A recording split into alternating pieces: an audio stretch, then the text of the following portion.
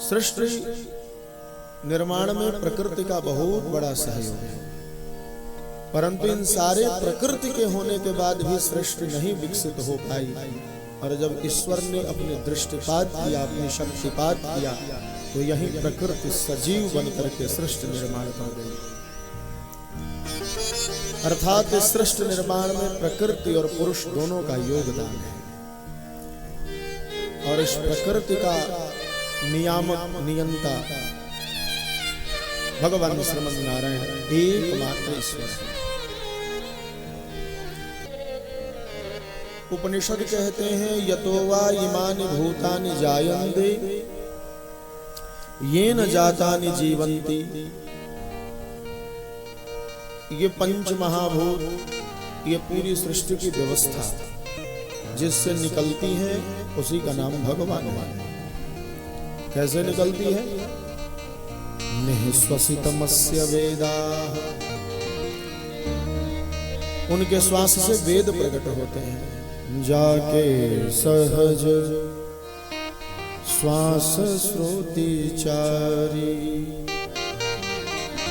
सहज ही श्वास छोड़े भगवान तो वेद। निःश्वसितमस्य वेदाः, श्वास से वेद प्रकट होते हैं। वीक्षितमेतस्य पंचभूतानि, और जिनके वीक्षण से, जिनकी इच्छा से ये पंच महाभूत प्रकट हो जाते हैं। क्षितिजल पावक गगन समीरा,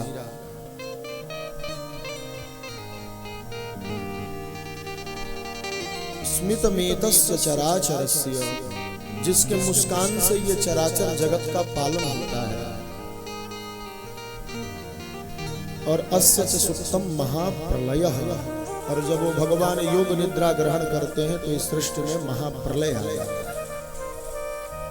भगवान सो गए तो प्रलय, भगवान जगे तो फिर सृष्टि प्रकट हो जाती है। क्योंकि वो इच्छा करता है, स अकामयत एको हम बहुश्याम, मैं एक हूं अनेक हो जाऊं।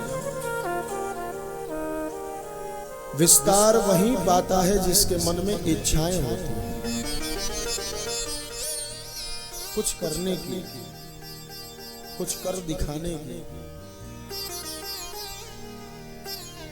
प्रकृति स्वतंत्र है यह कहना एकदम गलत है। प्रकृति उस परमात्मा के अधीन है। प्रकृति के द्वारा यह संसार बना है यह भी कहना गलत है, क्योंकि प्रकृति स्वतंत्र नहीं है। प्रकृति किसी के आदेश पर कार्य करती है। इसलिए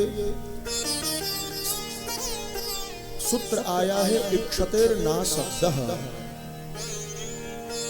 ये प्रकृति जो है वो जड़ है। जब तक इसमें परमात्मा अपनी ऊर्जा का संचार नहीं करता तब तक ये प्रकृति कार्य नहीं करती।